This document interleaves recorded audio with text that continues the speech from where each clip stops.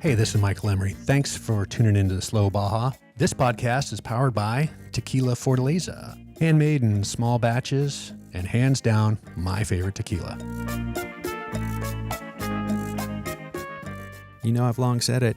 Ask your doctor if Baja is right for you. Well, you got to check out the Adventures tab at slowbaja.com. The Slow Baja Rally is February 23rd to March 3rd. It's a slow roll from San Diego down to Loreto and back, about 10 days long. We're going to have a couple of nights laying over in Loreto. I've got some ready-made adventures for you there. If you want to get off on a one-day mule packing trip, or if the weather's good and you want to get out on the water, we're going to have a one-day water adventure. There's also going to be a one-day volunteer project for folks who might want to do that. And if you got some stuff that you need to address on your rig, well, we're going to have some hand-selected Slow Baja approved mechanics, whether you need a welder or a tire shop or a mechanic transmission, whatever it is, we're going to have those resources for you. So it's going to be easy for you to get whatever you need addressed. You know, it's not the longest or the largest or the most miles. It's the slowest and the best miles, and hopefully the most smiles. All right, for more information, check it out. It's a Slow Baja Rally at slowbaja.com/adventures. Don't be afraid to ask questions. You can always reach me through the contact link at slowbaja.com. Once again, that's February 23rd through March 3rd, 2024, the Slow Baja Rally.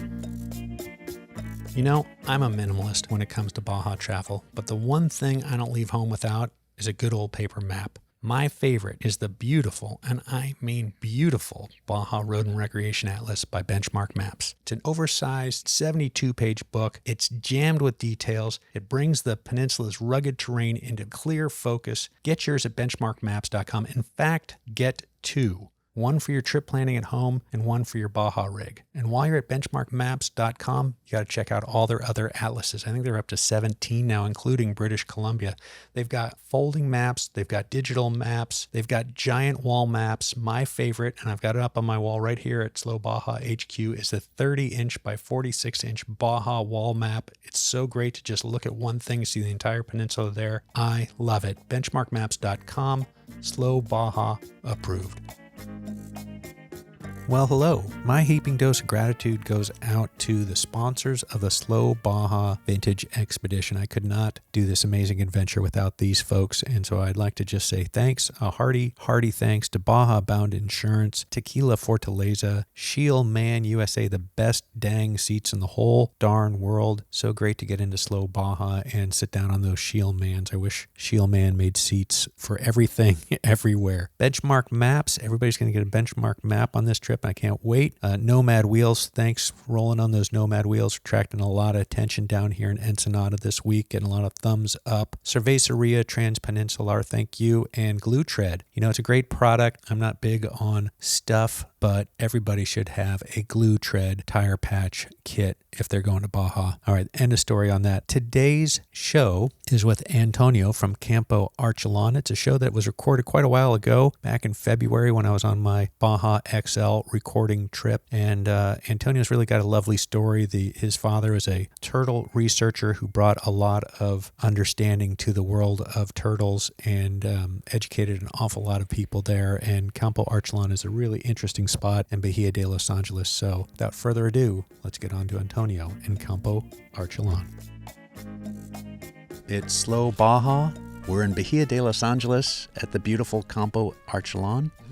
And this is your father's turtle sanctuary, correct? Yes. And we had dinner last night and breakfast this morning at Cafe Siete Filos. And you're doing something, I think, really amazing, wonderful, commendable, very slow Baja. You've got a very interesting passion for the local product. So when I came in last night and said I wanted a tequila, I didn't bring my bottle of Tequila Fortaleza with me, who's my sponsor and fabulous. I came in and you have a local, a small brand tequila. And tell me about that. You don't need to tell me about the tequila. You can tell me about the tequila, but tell me about your approach here is what I'm trying to say.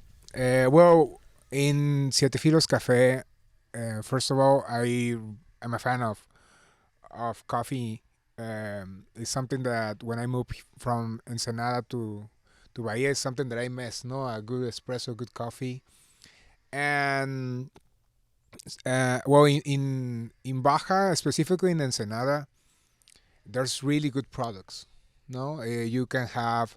I mean, it's a Mediterranean weather. You have the wine, you have olive oil. There's really good cheese producers. Obviously, we have all the seafood. You know, we can have like lobster, bluefin tuna. We can have not specific from Ensenada, but from other parts of Baja, we have abalone. I mean, it's kind of funny because these products are really expensive in other parts of the world, and here's kind of really normal, no? So, you know, when I moved back to Bahia, the idea was to use these really good ingredients that we have in the state and the ingredients that we can have in Bahia, Los Ángeles, like the fish. So, and also the good thing of eating local, you're supporting a small business, you know. I mean, for me, it will be more easy to buy, for example, the cheese from the Lala. No, this is a big. They're a big milk company or commercial lactose products. It's They easier come every Tuesday. They come right here. It's cheaper. But no, I go once a month to Ensenada to get this cheese from Real del Castillo is the name of the valley. It's close to, it's in Ojos Negros. It's like 20 minutes from Ensenada. And I go to this specific tell me about the cheese producer. Who do you go? Cheese store, and I buy it directly from them. And I mean, it's a small business. They know who I am. They kind of like that I come all the way from Bahia to get their cheese. And I mean, it's the one that I use here in the cafe. So, and also when you eat more local, it's better for the environment, no?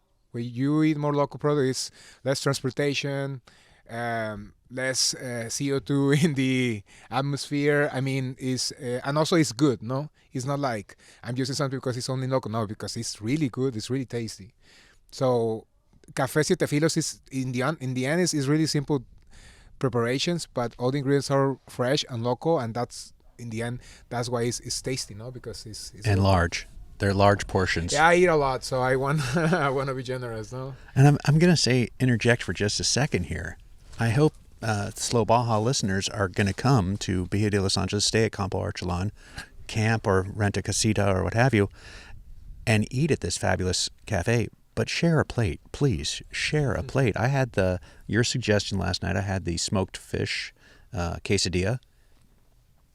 I should have only eaten half. I ate both. It was amazing. Put me right to sleep. Yeah. But it was really lovely. And you're smoking the fish yourself. You said you smoke the fish. You smoke the meat. We do the dressing. We do the idea is try to. It's a simple dish, like it's a quesadilla, but we make the tortilla, we smoke the fish, we do the dressing for the salad, we use a chipotle mayo, we make it.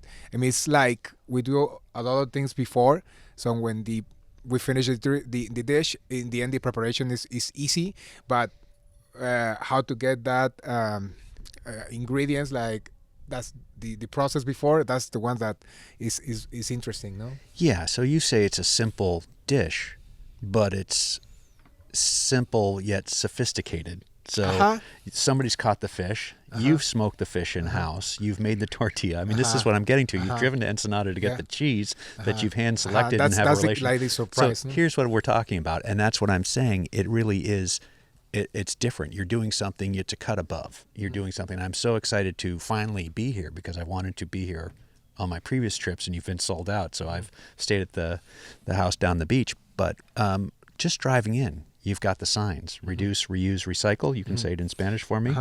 Sí, es your philosophies. The idea is to reduce, reuse, recycle in that order.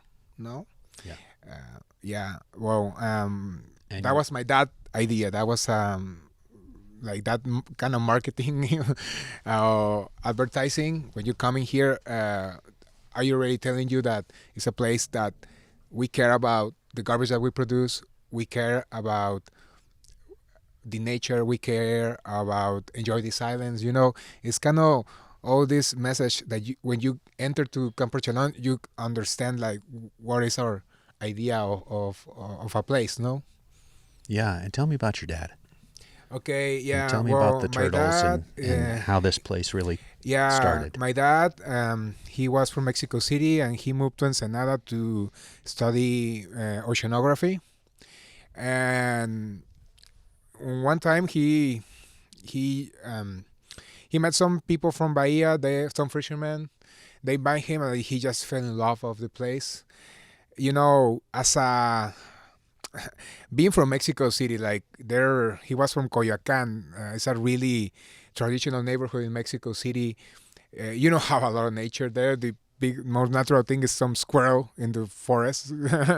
This kind of that's in the town park. In the park. Yeah, that's the nature of nature that they have over there. So imagine coming here in Bahia, a place in the middle of in the late 70s. You have all this nature, and he just fell in love with the place. And he was able to work in conservation of sea turtles. In that time, Bahía, Los Ángeles, there was no electricity. So, I mean, you don't have ice to, preserve the fish. So the main product was turtle, because turtle, they survive without water, no? So, in that time was legal, like the commercialized turtle meat was kind of normal. You have like taco stands, but they were serving turtle. That was really normal in Baja. But the problem was nobody was doing like a research about the population, or nobody cared in that time. No, in the world in general, no. And when he moved here, he realized that the way nobody was respecting the limits. They're supposed to have some limits. There was a cooperativa, like a cooperativa. So supposed to have a amount of turtle that they catch per year, let's say. Nobody was doing that. Oh, the size, no, there was supposed to be a certain size of turtle that you can catch, but they were using any size. And so and everything, I mean, nobody cared. Like the restaurants, they serve turtle, the tourists come and eat turtle. The same Quesadillas, Mama Diaz made turtle soup. He was famous. He was famous for that. And I mean, and it's okay if the populations are healthy, but they were getting extinct, So now here in Bahía, Los Ángeles, and another place in Mexico, scientists like my dad and my mom, they start to work with the fishermen and try to make them understand that if we continue this way, turtles are gonna be extinct. And Mexico is a really important place for turtles in the world. We have really important feeding grounds, like the Sea of Cortez. Also, we have a lot of nesting grounds. 6 of the 7 species of turtles we have in Mexico. It's a really important place for turtles, no? So he spent he passed away already, and he passed basically all his life here in Bahia, and also the idea was to create opportunities. No, what he teach me is like, okay, the fisherman is not the problem, is the solution. These people are really poor. We need to understand that. My dad used to say, it's amazing how we finish a product for nothing. Because it's like, okay, you finish with all the turtles, but let's say they make money. The fisherman, he was able to give education to their parents, or to their kids, sorry. They have a nice house, they have a nice car. No, they were in poverty. So it's like, nobody's winning, So let's create other opportunities so these fishermen can have another option, because Baja is tough, It's like in this part of Bahia, now we have Wi-Fi, we have electricity, but in the past was really hard, It's so it's not like we have farming, it's not like we have other way of living, It's the sea. It's the sea. We're fishermen in Baja. You had some mining, and you had the sea, and mining was hard. And I mean, so we start to create ecotourism, because the people in the for example, ecotourism, like people coming to Bahia to see the whale sharks, for example, that now is like a big attraction. 20 years ago, nobody do that. Absolutely. Like Yeah, the it's crazy. local fishermen, they're like, people pay $200 to see a stupid shark that you can eat. They're like, yeah, people do it. Wow. So the fishermen, they don't know. The people from Bahia, they don't know. If you never leave Bahia, this small town, I mean, your thinking is really different that people from the city. And the idea is to promote ecotourism because in a responsible way. But that's the way that you can do conservation in the end, no? If locals protect the nature of their place, is the best way of conservation. So if you make a living, if they need nature to have a business or make money, that's a way that you can preserve better the environment. So that's the idea. More than the business that we're creating is to promote ecotourism in Bahia. Is what we're doing. Tell me a little bit about what's happening here, Campo Archelon. What's happening here? What opportunities are you bringing here? What people can stay here? People can camp here. We're here on the Baja XL Rally, and we stayed in a friend Mike Nolte's hangar, which isn't available. So that's a friend deal that I got. But you had many of the ralliers camping here. What do you have? You have homes that people own or rent? We have. Tell me This about started this as a place. campground. I mean, where we have this tour sanctuary is like 200 meters south, and then my dad became a Hero member. So we started as a campground because there was people who wanna stay with us or help with the tour program, and they want to help. I mean, they want to spend a summer here, and we need a place to. They need a shade. They need showers, toilets. So we kind of start like as a campground that way, not like a business idea, more like for the volunteers, that they were helping in the Citro project. And then we start with some cabins because it was so windy in winter, so we need like some protection of the wind.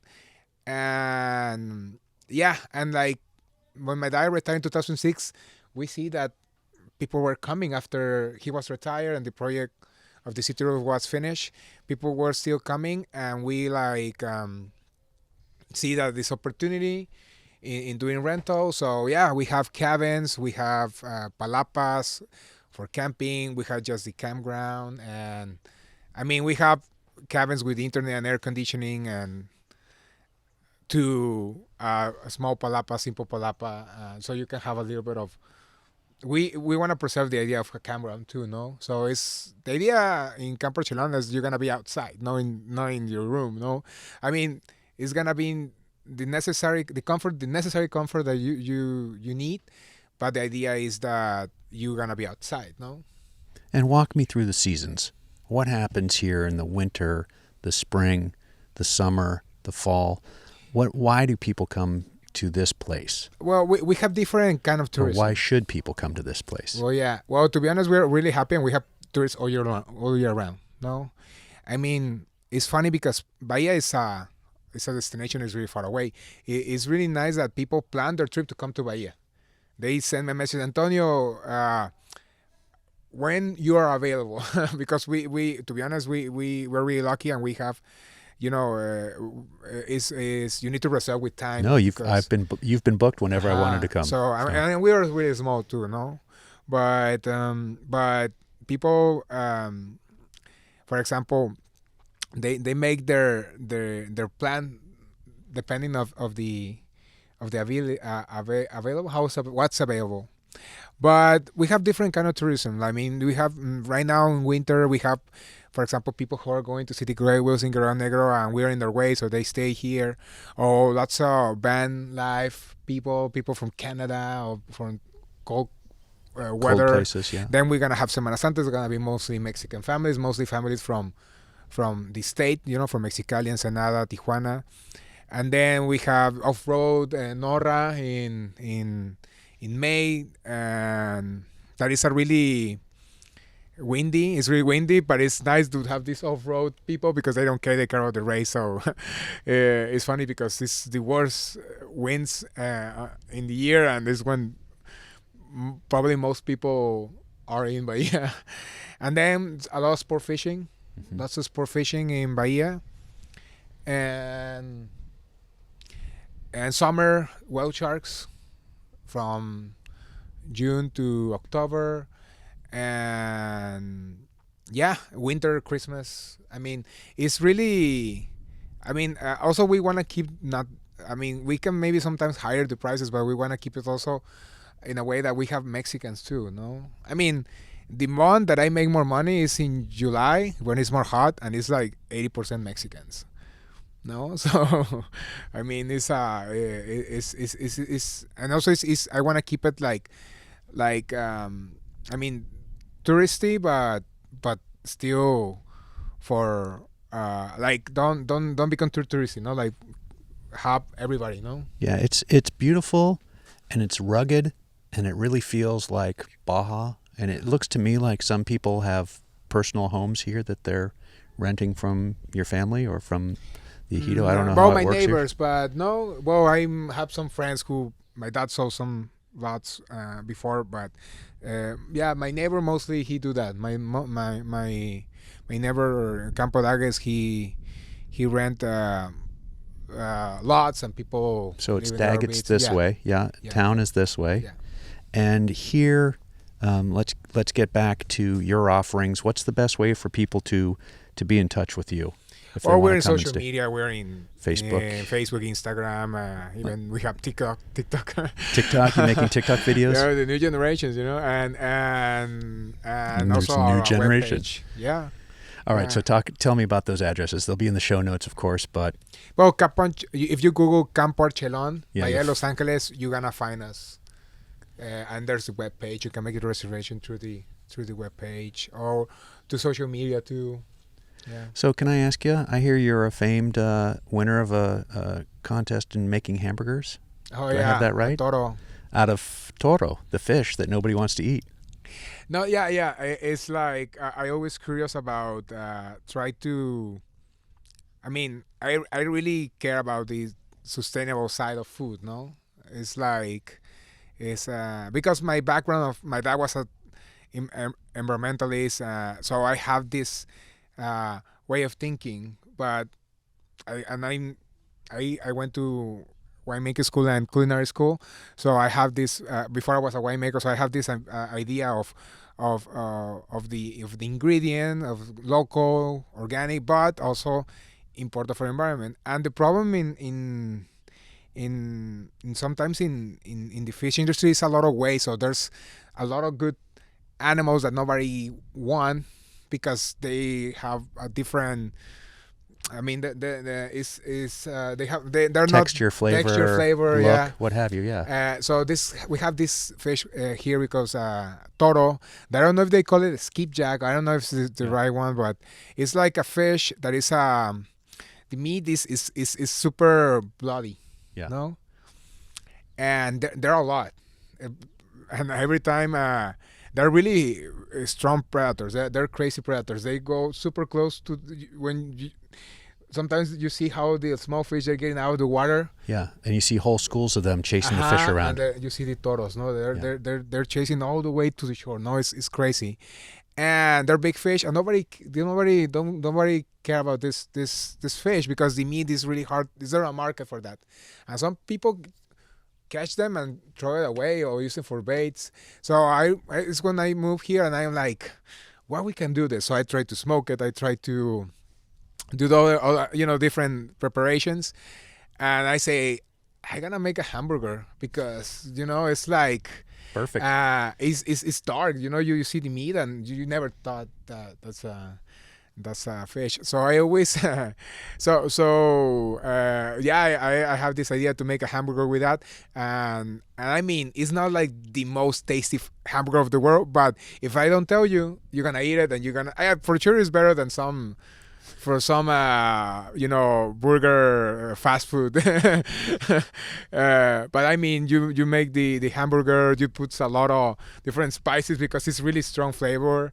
And there was a contest in Bahia, and like a small, and I say I'm gonna make the hamburgers, and everybody was like this is fish. Oh, this is toro. You know, even the fishermen, they were like, wow, no, it's a way that you can eat this.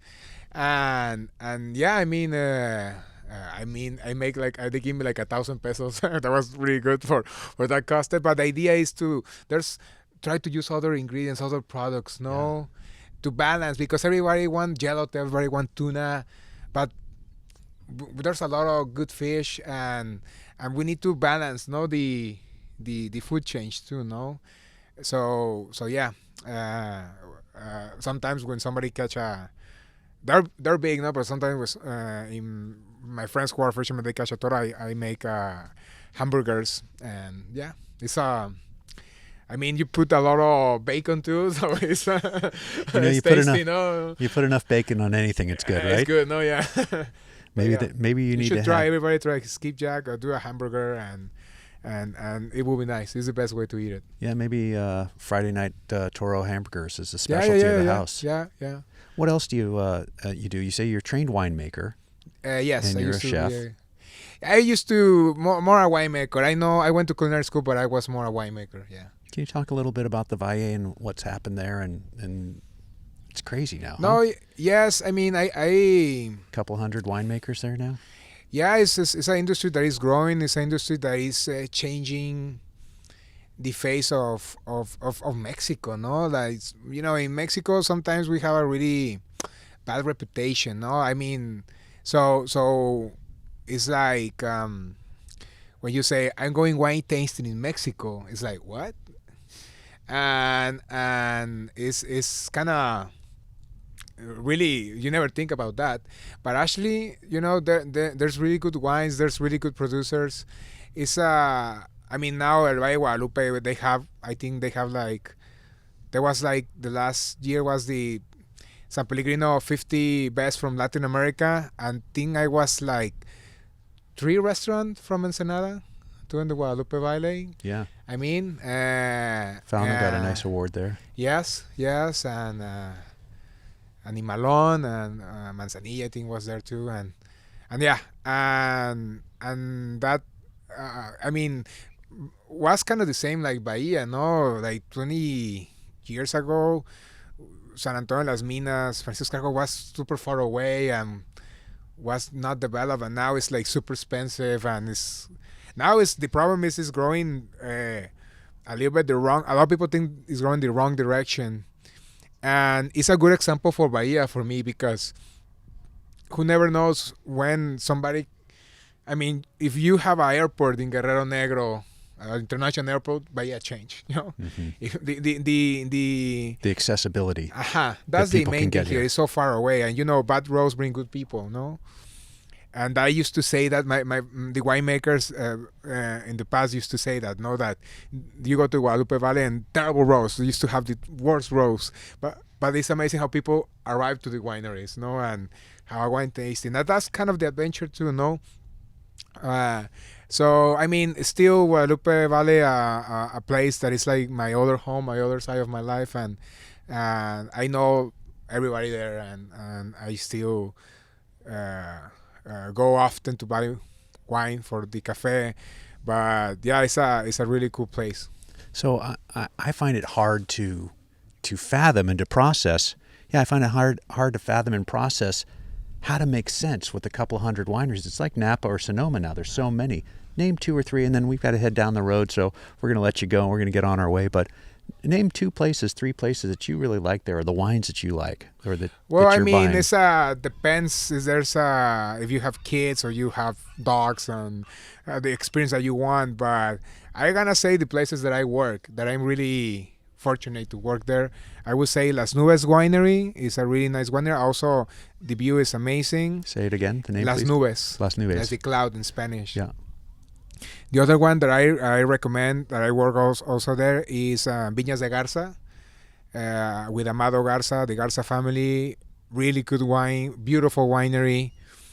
And the other one that I recommend is obviously Casa de Piedra from Hugo da Costa. Hugo da Costa is the Mexican who basically changed the grandfather. Wine. wine industry. Yeah, and he's a really they're both Victor Segura from Las Nubes, Amado Garza from Garza, and Hugo da Costa. They're I mean, they were really good example for me as a person and as a business people. And I mean, there's lots of wineries. You should go to Cruz. There is a small winemaker now, and he's doing really good, or Plata. But I mean, there's a lot of options. But I think for the beginning, go to Las Nubes, go to Viñas de Garza, and go to Casa de Piedra. Is a good start. All right. And to close it up here, when's the best time of year to come to Bahía de Los Angeles and stay at Campo Archelon? October. October, I think, is the best one in Baja in general. No, like, yeah, it's not too hot. You can sleep without air conditioning, and you still able to see the whale sharks. Most of the days are nice. Yeah, October is the best month in Bahía de Los Ángeles. All right, we're going to leave it right there, folks. Antonio, really great to meet you. So nice to be here at Campo Archelon. So wonderful to eat at the cafe. Yeah. And we'll be seeing you in October. Thank you for the interview, and yeah, a pleasure. All right. We did it. Okay. Hey, well, I hope you like that. It is October right now. That show was recorded many months ago when I was on a recording sweep through Baja in winter, and I'm glad to be able to share it with you now. And Bahía de Los Angeles is a don't miss Slow Baja approved spot, but I really feel like you do need to kind of get out in nature there.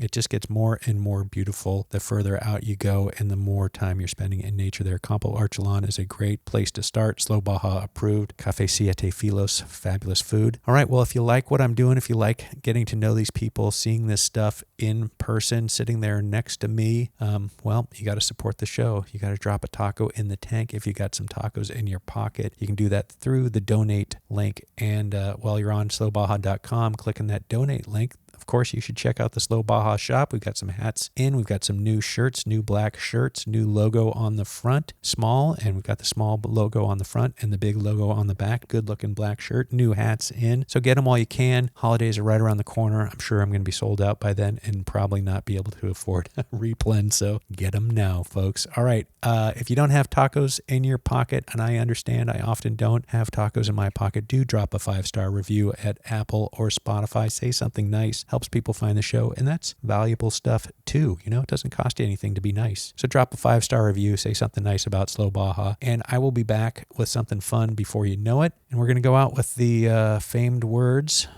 of Off-Road Motorsports Hall of Famer Mary McGee. She was pals with Steve McQueen, and you know, Steve loved the desert, and he said, Baja is life. Anything that happened before or after is just waiting. Here at Slow Baja, we can't wait to drive our old Land Cruiser south of the border. And when we go, we'll be going with Baja Bound Insurance. Their website's fast and easy to use. Check them out at bajabound.com. That's bajabound.com, serving Mexico travelers since 1994.